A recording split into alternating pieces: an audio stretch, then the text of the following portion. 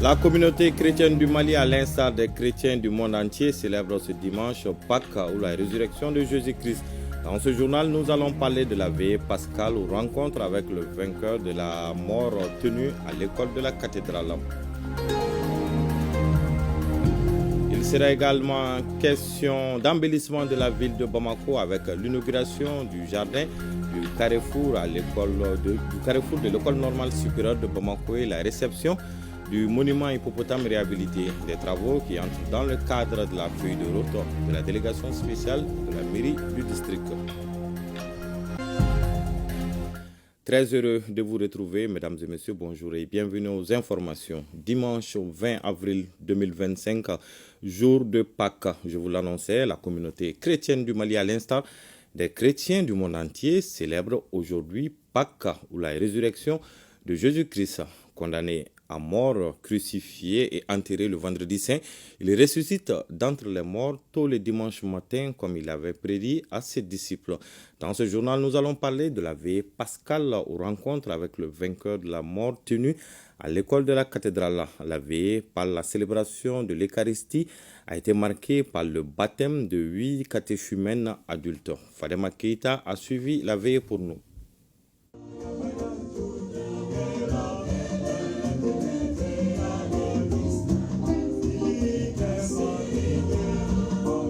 Après 40 jours de cheminement spirituel, nous voici à l'ère où la lumière ressurgit. Jésus-Christ condamné à mort, crucifié et enterré le vendredi saint et revient d'entre les morts le troisième jour, tôt ce dimanche matin. Une lumière splendide envahit le monde. La vigile pascale, ou veillée pascale, est donc une veille de prière dans l'attente du Christ ressuscité. La lumière du feu symbolise la victoire de la vie sur la mort, de la lumière sur les ténèbres. C'est l'effervescence dans toute la Galilée. La résurrection de Jésus-Christ annoncée à Marie-Madeleine, Jeanne et Marie, à l'aube, confirme l'ancienne appellation donnée au cimetière chrétien, l'auberge de passage. C'est Pâques, la plus grande fête chrétienne de l'année. C'est la fête de la vie, de la chaleur du temps et de la chaleur humaine, de la joie et du renouveau. La liturgie de Pâques est empruntée de paix et de sérénité. Le Seigneur est ressuscité. Le soleil s'est levé. Ne cherchez plus parmi les morts celui qui est vivant. Il a brillé, il a brisé les verrous de la mort. Jésus avait dit à Marie, la sœur de Lazare, « Je suis la résurrection et la vie. Si quelqu'un croit en moi, même s'il meurt, vivra. » Aujourd'hui, tous mes soucis d'abord, en particulier, et tous les soucis en général des chrétiens ont été engloutis depuis hier par la mort du Christ. Et aujourd'hui, nous sommes revêtus d'un habit nouveau. Les 8 catéchumènes adultes baptisés qui acceptent ainsi d'intégrer la grande famille du Christ et tous les chrétiens du pays implorent le Seigneur pour qu'il étende au Mali et dans tout l'espace AES son salut, la cohésion sociale, la paix et la prospérité. J'étais hier une catéchumène. Aujourd'hui, je suis une baptisée. Ma mission, c'est de répandre la parole nouvelle. Il est vrai que nous vivons dans un monde de mort. Des milliers de personnes ont perdu la vie à cause des guerres durant les siècles derniers. Des milliers de morts à cause du terrorisme dans notre sous-région, dans notre pays. Nous vivons dans un monde de discrimination, de violence, de terrorisme, de suicide, de drogue, d'abus d'alcool, de mauvaises habitudes alimentaires, de manque de respect pour la nature. Mais nous voulons lutter contre ces phénomènes. La communauté chrétienne catholique profite de cette célébration liturgique de la fête de Pâques pour souhaiter prompt rétablissement à Monseigneur Robert Cissé, archevêque de Bamako. Autre souhait formulé, Que le Christ fasse d'eux des porteurs de vie et d'espérance. Que ces bougies et ce cierge pascal allumé, synonyme d'une vie nouvelle spirituelle, illuminent leur cœur et fassent d'eux des filles et fils ressuscités.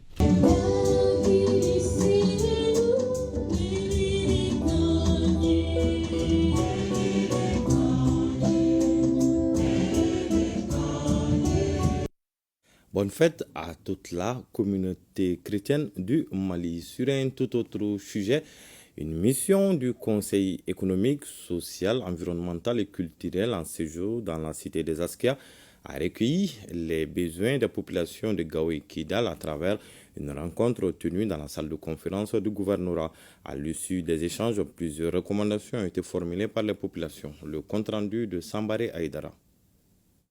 La salle de conférence du gouvernorat de Gao a servi de cadre à la tenue de cette rencontre dont l'objectif est de recueillir les besoins et attentes des populations des régions de Gao et Kidal. Nous sommes là dans le cadre d'une mission constitutionnelle qui consiste à faire le recueil de 2025 des besoins, attentes et problèmes de la population.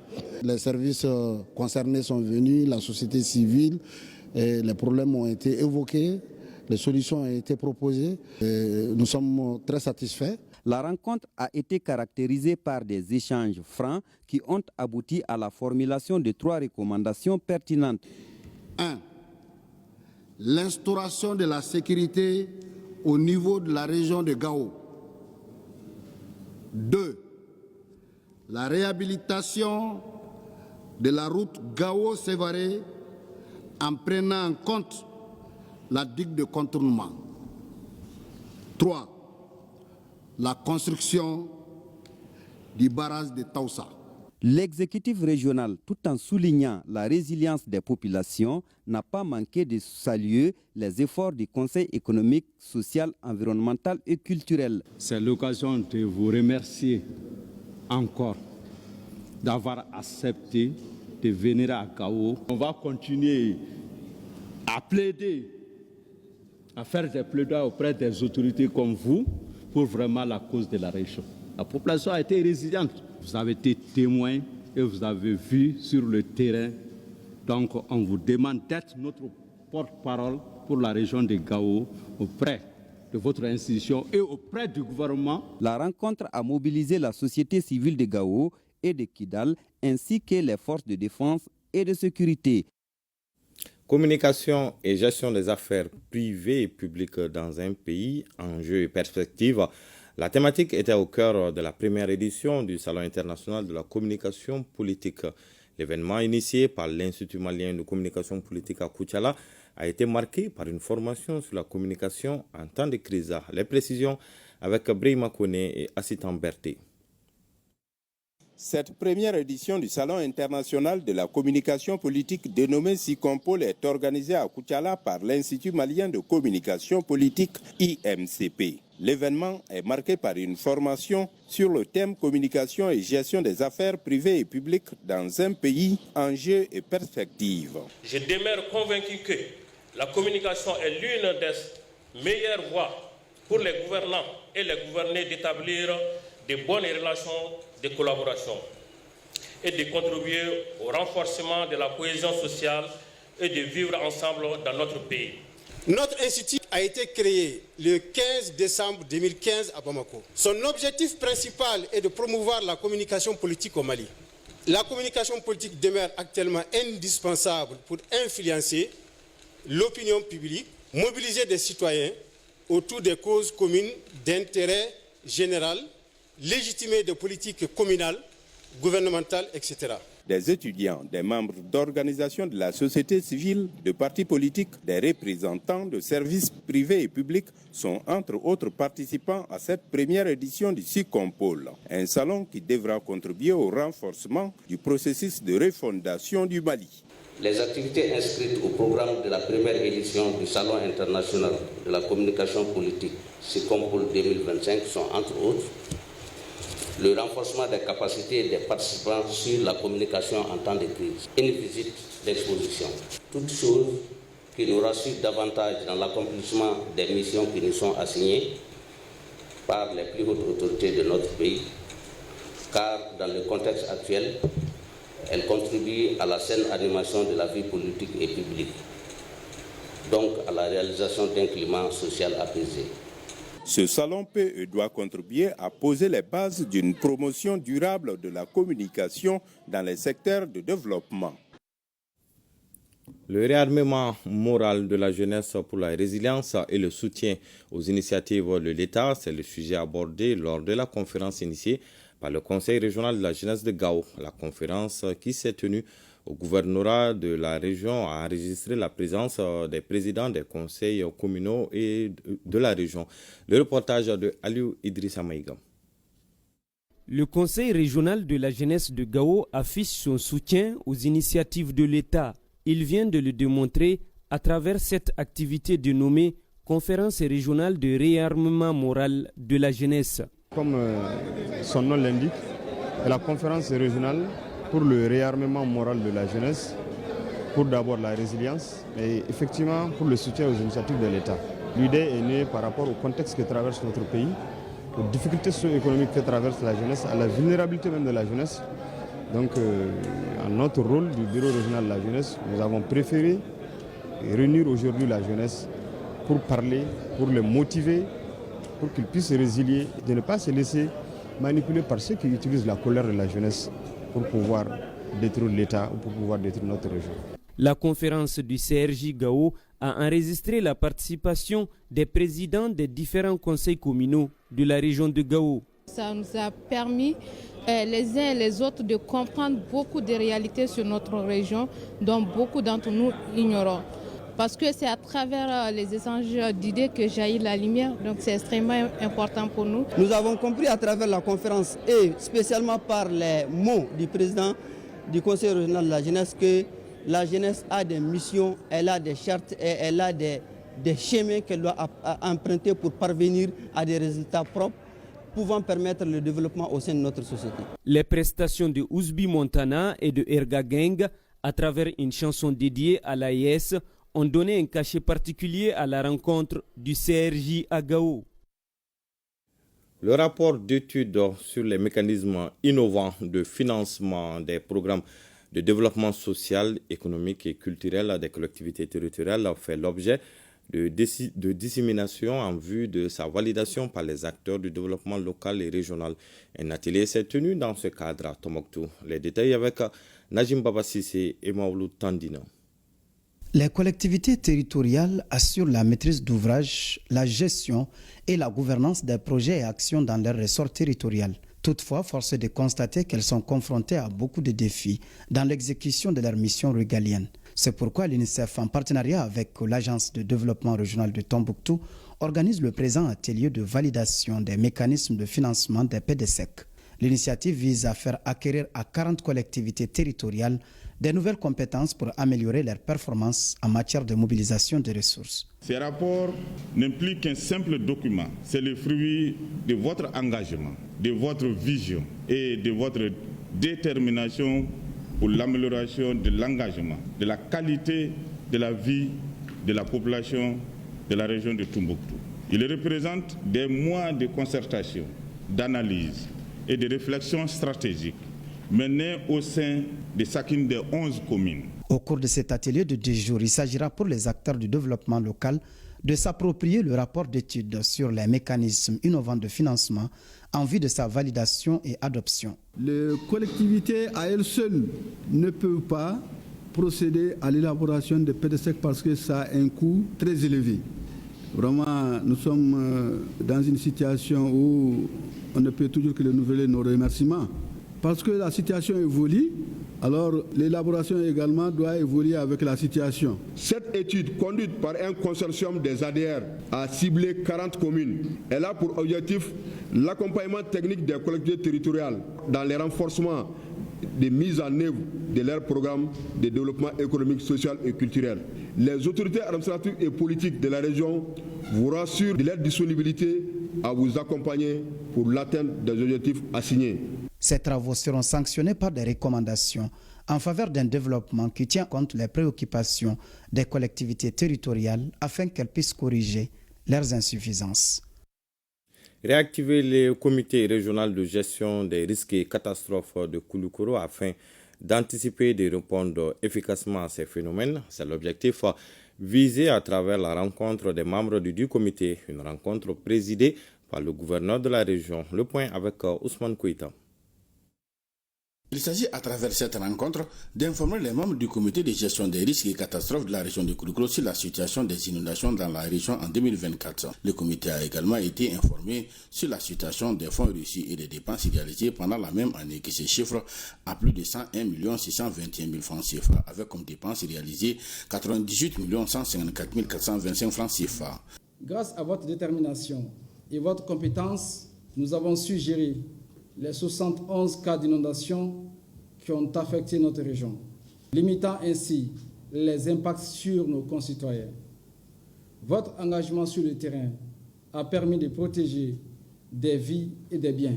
Ces efforts ont permis de mobiliser un total de 50 millions provenant de l'État et 51 621 000 francs issus du côté des entreprises et personnes de bonne volonté pour la prise en charge de 13 734 personnes sinistrées réparties entre 1860 ménages à travers la région. Les dégâts causés par ces inondations ont été importants, avec notamment 1223 maisons écroulées, 182 puits et 654 latrines effondrées, 1715 hectares de champs agricoles détruits, entraînant une perte de 63 tonnes de céréales. Cette session a été l'occasion pour le gouverneur de rappeler les membres du comité à se mobiliser pour la nouvelle saison d'hivernage qui pointe à l'horizon. La mobilisation de tous est essentielle. Nous devons faire preuve d'anticipation et de réactivité pour protéger notre population et notre environnement. Ensemble, nous avons les compétences, l'expérience et la détermination nécessaires pour rendre notre région plus résiliente face aux aléas climatiques. Pour l'atteinte des objectifs, une synergie d'action est plus que jamais une nécessité pour le bonheur de la population de la deuxième région.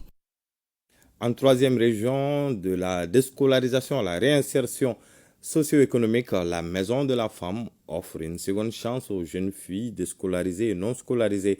Les locaux de la structure réhabilitée en février dernier viennent de recevoir la visite des autorités régionales pour une immersion dans l'univers des activités génératrices de revenus menées au sein de cette maison. Moussokoro Sérémé était de la visite, suivant son compte-rendu. Créée pour répondre aux besoins d'autonomisation des femmes et des filles et favoriser l'épanouissement des enfants, la Maison de la Femme est un espace de reconstruction où des vies reprennent sens à travers l'apprentissage des métiers. Dans ces couloirs fraîchement rénovés par le programme Foundation de l'ONG Save Children, les autorités administratives et politiques viennent s'imprégner des activités génératrices de revenus qui s'y mènent au quotidien et qui redonnent espoir à des dizaines de jeunes femmes, la plupart déscolarisées ou non scolarisées. C'est merveilleux de voir ces filles qui n'ont pas pu continuer les études, qui sont là aujourd'hui à apprendre et vraiment à profiter de cette formation pour s'autonomiser. Si quelqu'un veut réellement aider les femmes de Sikasso qui s'intéressent à la Maison de la Femme, parce que tout peut se faire ici. Et félicitations vraiment au chef de division, à la directrice de la Maison de la Femme et à la directrice par intérim de la promotion de la femme et au service local. Je les invite vraiment à s'entraider, à créer l'entente vraiment pour que ce dynamisme puisse rester. On s'est senti honoré par cette visite. Ce projet a également équipé la maison et a donné des intrants aux femmes. Et ils ont formé aussi 10 femmes sur la confection des serviettes hygiéniques.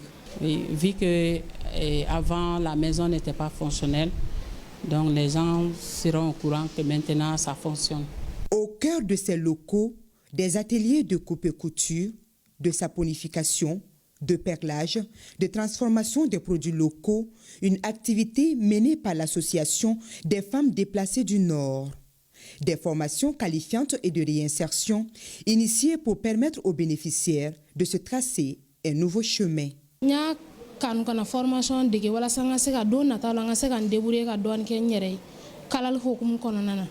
Grâce à ces centres, je sais aujourd'hui coudre une robe complète.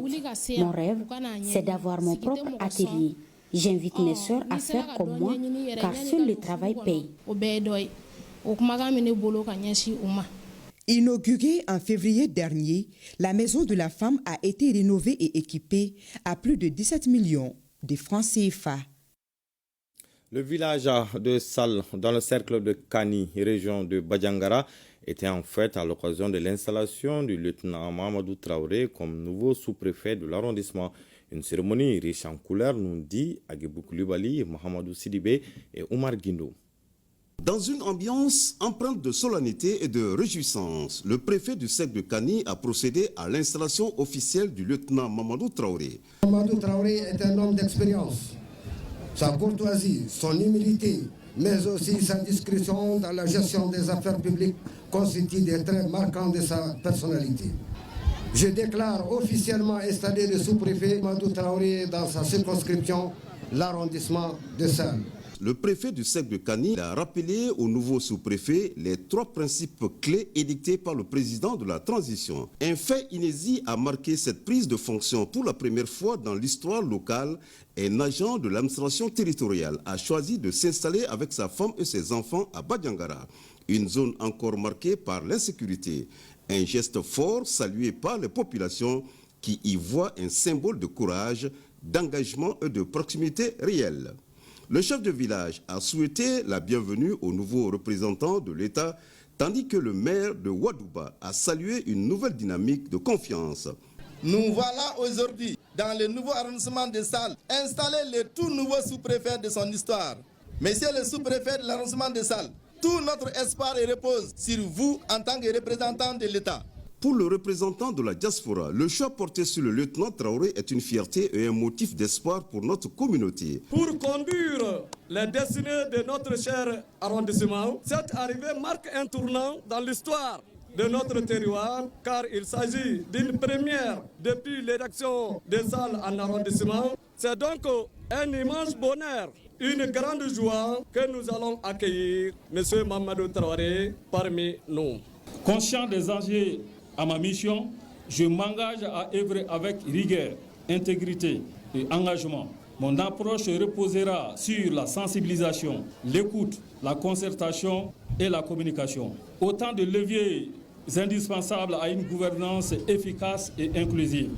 Le développement de l'arrondissement de Sal nécessite une synergie d'action de tous les acteurs impliqués. Par ailleurs, je m'engage à promouvoir et à préserver l'authenticité culturelle de notre localité, tout en renforçant la cohésion sociale, le rapport social et le vivre ensemble.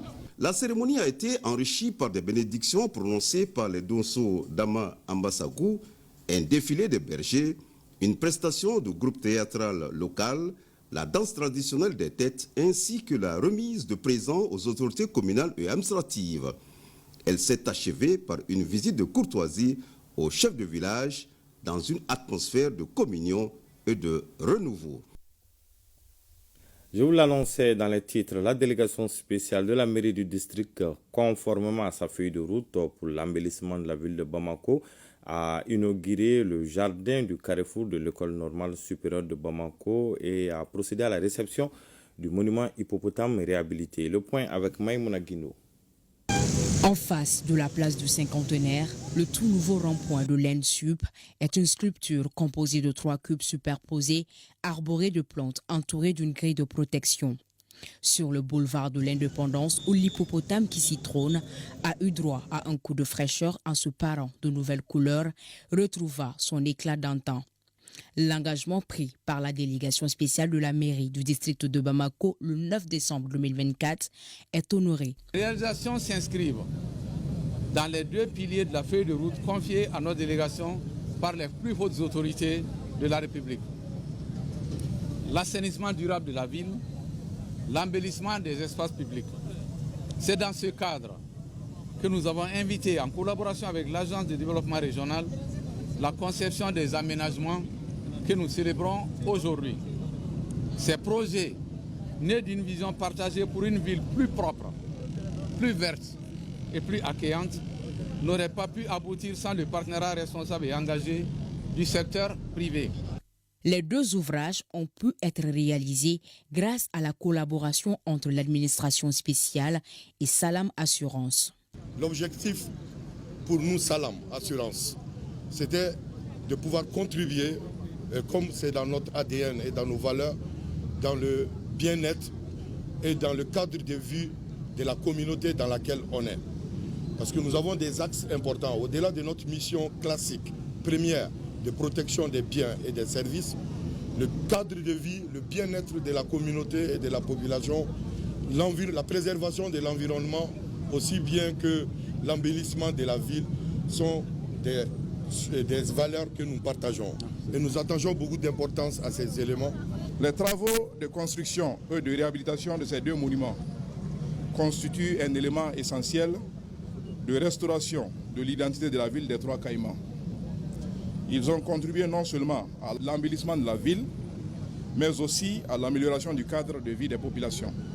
À cette inauguration de la délégation spéciale, le district de Bamako réaffirme sa volonté d'offrir un meilleur cadre de vie aux citoyens. Au dire du président de la délégation spéciale, d'autres projets sont en cours, notamment dans les quartiers périphériques de la ville aux Trois Caïmans, où la demande d'infrastructures est pressante.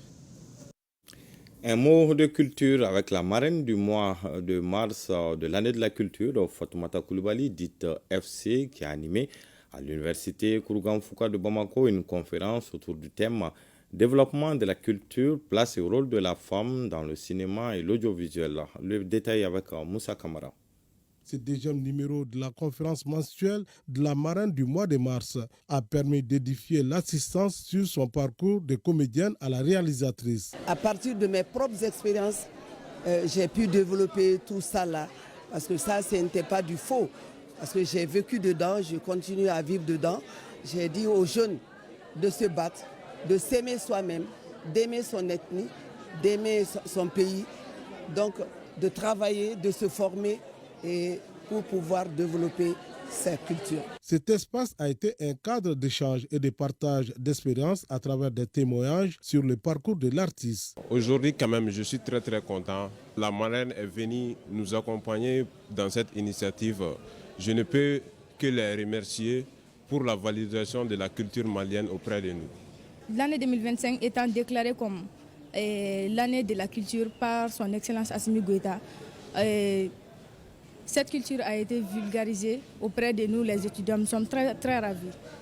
La conférence mensuelle est organisée par le département en charge de la culture, en collaboration avec celui de l'enseignement supérieur et de la recherche scientifique. Elle entre dans le cadre des activités planifiées en cette année dédiée à la culture. Cette initiative, je pense qu'elle est la bienvenue au sein de la faculté de droit public, pour la simple raison que l'année 2025 a été une année dédiée pour la culture malienne. C'est pour renforcer les données en matière de la culture tant nationale qu'internationale. Dans diverses initiatives, il y a 7 conférences. Chaque mois, on choisit un parrain.